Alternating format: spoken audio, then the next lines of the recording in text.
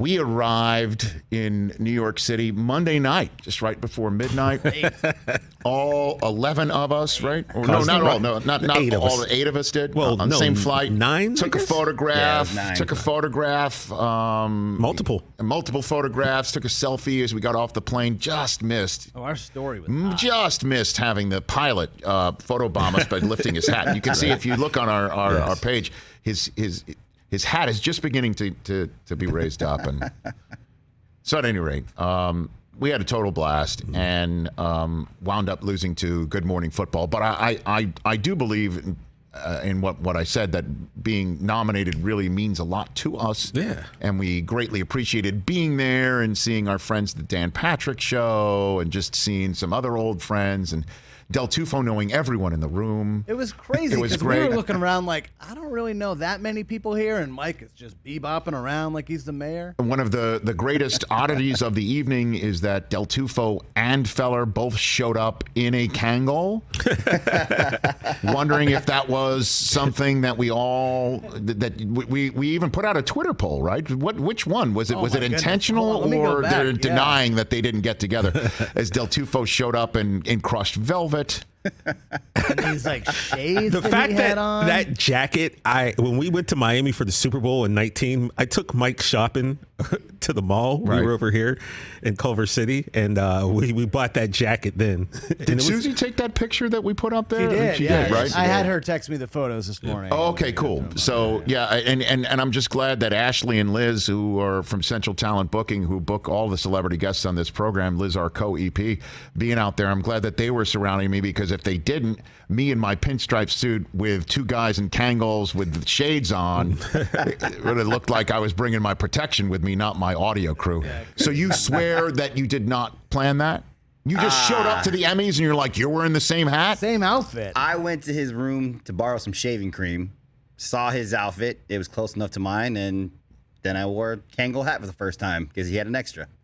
So you borrowed it from him. It looks great. Oh, okay. We like the solidarity. Not planned, but then eventually. But then they had the same aesthetic, so it was definitely great. planned then. Yeah. It wasn't planned, planned. but eventually it was by design that you did show up in Correct. that hat. Okay.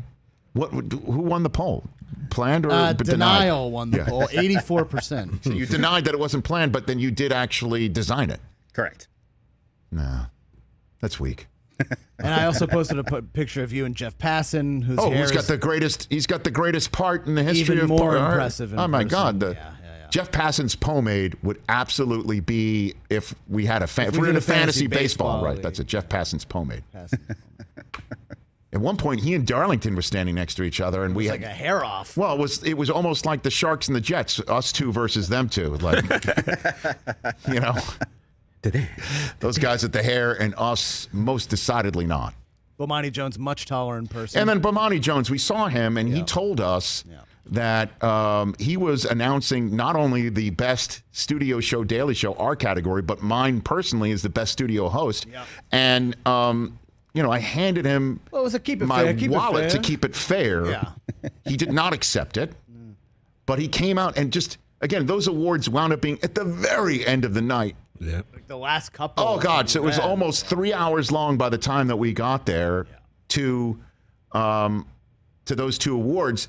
And they were back to back. Back to back. So I got, you know, both awards disappointments in the span of boom, boom, back to back after waiting this entire time. And I felt like Scatman Crothers in The Shining, you know, but that whole long journey only to get it in the chest. Boom. Spoiler alert.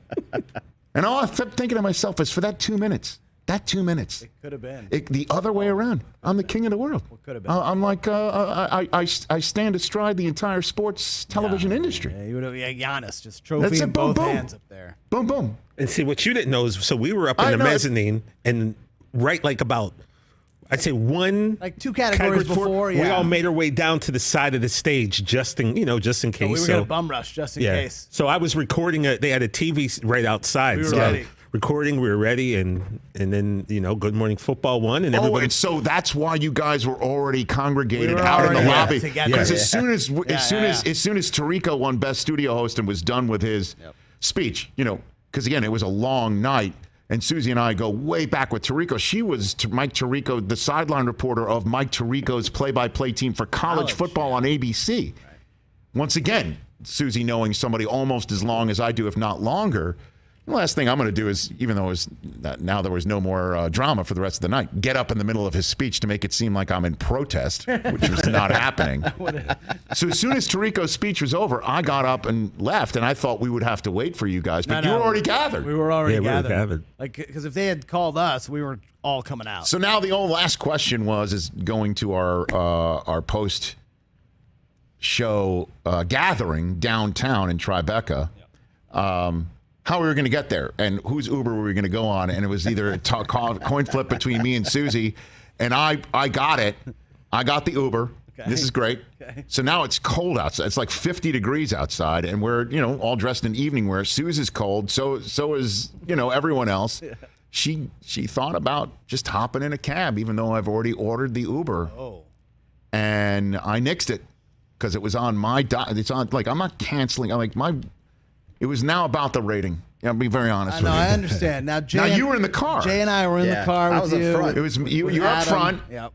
It was me and Mitch. No. It was and Sue's in the middle row. Oh, that's right. Me and Adam were in the right, third obviously. row. Right. And Jay was in the front seat. I was kissing major ass up front for you.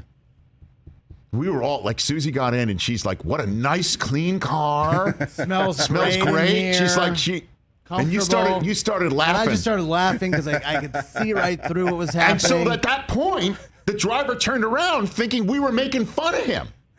That's right. I remember. I forgot to mention this once we got there. Like you guys, you and Adam laughing in the back seat. Well, me and Sue's trying to gild the lily here. The guy turned around like, sort of like, "Are you making fun? Like, do you really mean what you're saying?" Yeah, and then Jay was greasing the wheels. I almost turned around like you're my kids to basically say like, "Don't make me come back. Don't make me come back there." Yeah, zip it. And you forgot while we were waiting for our cars. Oh yeah, this thing. John Sally just walked that's by. right. Yeah. Randomly, we're in Columbus Circle in New York. With a cigar. With a cigar. Yeah.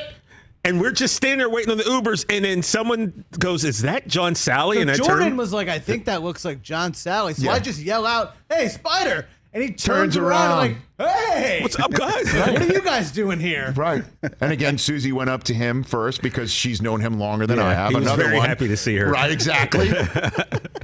Exactly. Totally random.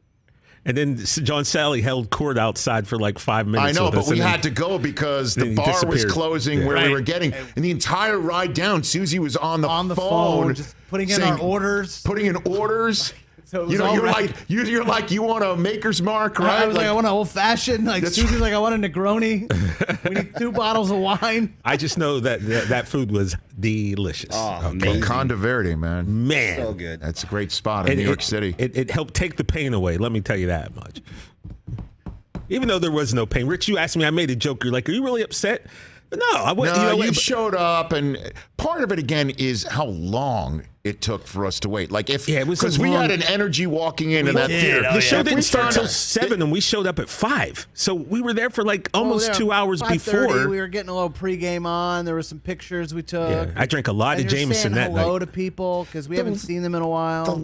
You know what? And just my one suggestion to the folks at the Emmy Awards: can we get a drink in the house, please? Yeah. I mean, even Tirico even mentioned because they had commercials for the official alcohol. 4 Roses, which was delicious. Right. Oh yeah, it wasn't there. So good. Yeah, let's have 1 rose for each hour the night is. Well done, Rich. We're all hungry and thirsty. Like if you keep us sated, we're hanging. Yep. It was getting stuffy. We're in the media. We're used to getting stuff for nothing. Come on. I mean, that's why we're in this. And on the night where we're celebrating the best, we should be sated and drunk. Did I say that? But yeah, Richie, so you said about being sad. Take the edge off. No, not mad or sad. Like Chris said, yeah, you're a little bummed for a little bit. For a second. But then that goes away and you realize like the whole thing we constantly keep hammering in. Man, like think all the big names in sports that you hear about who make all the money and get all the press. They weren't in that room and we were in that room, man. And so, yeah. I will never walk away feeling like we didn't win. I mean, we don't have an ornament. We don't have something tangible to touch, but you can't tell me after what we've been through that we didn't win. Like, that's just how I feel. We had a great time. Yeah. It was great. Great time. It was great. Now we just got to put a fresh coat of paint on every single day. You know and what do will it be again. disappointing, Rich? What? If at this point next year, when those nominees come out and our name isn't mentioned, that would be disappointing. So I'm hoping that Well, we just let's gotta keep doing this, man. Like, That's on us. Yeah, To be quite for honest sure. with you. That's on us. But man, what a Every great single time. day. That was awesome. It was great. It was great seeing our friends and colleagues throughout this Yeah, it was nice to run into some sports people, media yeah. world that we haven't seen in a long time, Yeah, right? It's been a while. Exactly. So that was nice.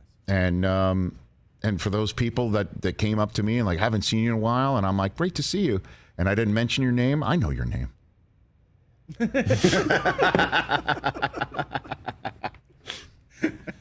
Somebody came to talk to me, and then they walked away, and I looked at, I think it was Mitch. I go, did I sell it well that I knew who that was? Oh my God. I did that to Chris. By By the way, that room was filled with, hey! I did that to Brockman at one point. I was like, What's the guy, up? I was like, the guy behind Jordan, do you know him? And Chris is like, no. And I'm like, I don't either. He talked to me. I said, we got to do the thing. I'm going to go say hi. You introduce yourself. Because I couldn't remember his name. That guy. What was it that Will Ferrell and John C. Reilly said? Remember when they came and they had those moments where you know somebody? Yeah. And you're that's like, right. there he is. There he is. There he is. That's Good right. to see you again. Hey, you watched all the way to the end. Thanks for that. Watch more right here.